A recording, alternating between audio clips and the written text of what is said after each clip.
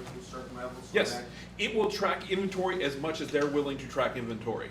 So we found the number one thing is most people are like, oh, I want to track inventory, but then they're not willing to invest the time of, all the loss, the waste, all that. Yeah, so yes, we can track it. So in other words, let's say if it's a special and they want 6 dozen lobsters, every time one is sold, it'll come off yes, the inventory and let and the then it will server turn know when red. it's running low. Yep, But it won't do like portion control, like we're it putting will only if they're 8 willing. ounces. If Will they're do willing that? to track it, yes.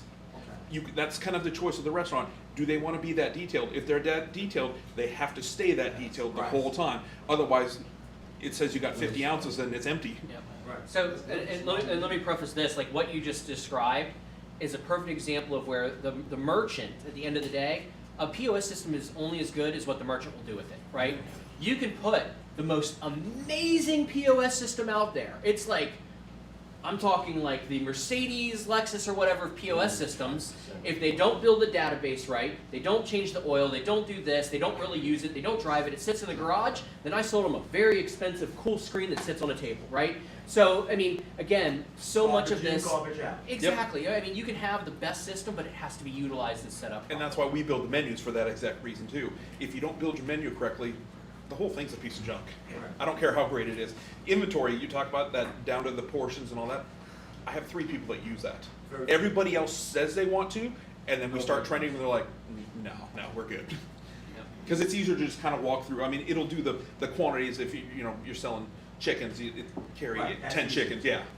But if you're going down to mashed potatoes and I have this many ounces, Very few people yeah, do that.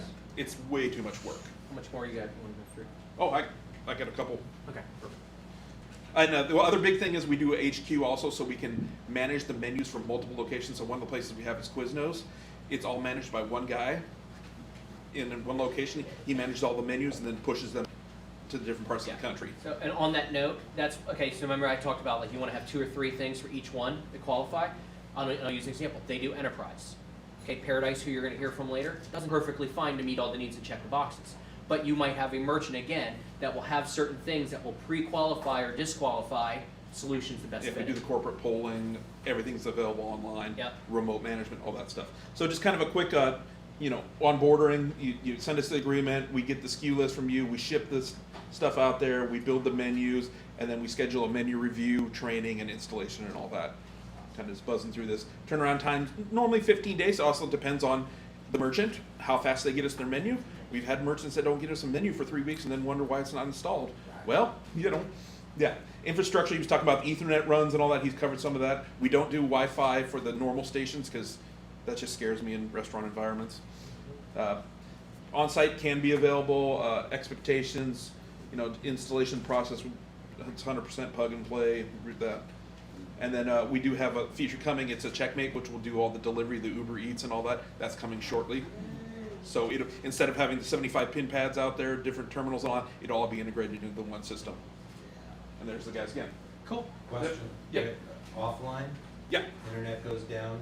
ours so ours is cloud-based / server-based, so it works both ways. So as long as the pin pad can get out, and you can buy some 3G backups and all that, ours will keep working, and as soon as it comes back up, it'll sync back up. So it's just on the payment side. So internally you'll still be able to fire off orders to the kitchen. One terminal can talk to another. I can start an order here. I can the server and go pull it up later. If they're fully offline, it's just the payments that'll be an issue. Well, on that note, what can you do basically storing forward on the PAX devices if they don't have another way of connecting it, or will they fail? They will fail right now.